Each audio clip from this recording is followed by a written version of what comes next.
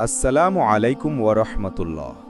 প্রিয় দর্শক, আজকের ভিডিওতে আমরা আলোচনা করব দাজ্জালের অনুসারীরা কারা হবে এবং হাদিসের আলোকে তাদের বৈশিষ্ট্য ও পরিচয় কেমন হবে। দাজ্জাল কিয়ামতের অন্যতম বড় আলামত এবং তিনি পৃথিবীতে বিশাল প্রলয় এবং বিভ্রান্তি সৃষ্টি করবেন। নবী করিম সাল্লাল্লাহু আলাইহি ওয়াসাল্লাম আমাদের সতর্ক করেছেন যে দাজ্জালের প্রলোভন থেকে বাঁচতে হলে আমাদের ঈমান, নামাজ এবং নেক কাজের ওপর দৃঢ় থাকা অত্যন্ত গুরুত্বপূর্ণ। হাদিসে এসেছে যে দাজ্জালের অনুসারীরা মূলত যারা ঈমানহীন, নৈতিকভাবে দুর্বল এবং সহজভাবে প্রলোভনে পড়ে যাওয়ার প্রবণ। তারা দুনিয়ার আনন্দ, ধনসম্পদ এবং প্রলোভনের প্রতি আকৃষ্ট হবে। দাজ্জাল তার চমকপ্রদ জাদু ও প্রযুক্তির মাধ্যমে মানুষের মনকে প্রভাবিত করবে। হাদিস অনুযায়ী যারা আল্লাহর আদেশ অমান্য করে, যারা নামাজ, রোজা এবং কোরআনের নির্দেশ পালন করে না, তারা সহজেই দাজ্জালের প্রলোভনে পড়বে। প্রিয় দর্শক, দাজ্জালের অনুসারীদের আরেকটি বৈশিষ্ট্য হল তারা সমাজে বিভ্রান্তি ও অস্থিরতা সৃষ্টি করবে।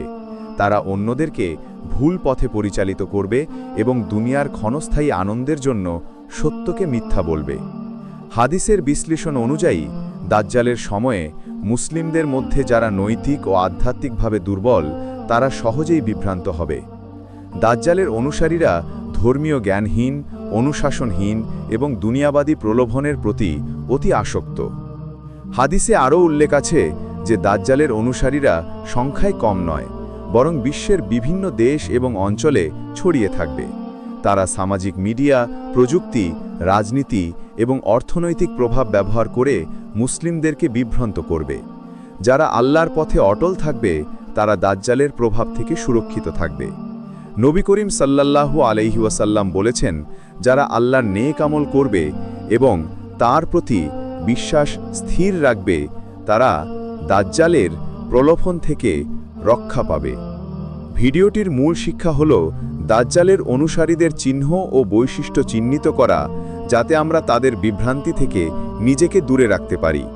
আমাদের উচিত নামাজ, কোরআন পাঠ, জিকির এবং নেক আমল অটল রাখা।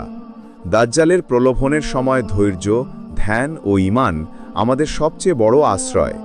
দাজ্জালের অনুসারীদের বৈশিষ্ট্য সম্পর্কে সচেতন হলে আমরা সহজেই বিভ্রান্ত হই না এবং আল্লাহর পথে অটল থাকতে পারি।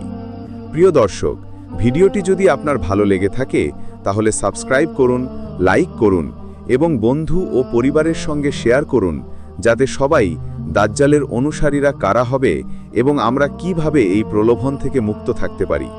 আল্লাহ আমাদের সবাইকে সঠিক পথে স্থির রাখুন। আমিন।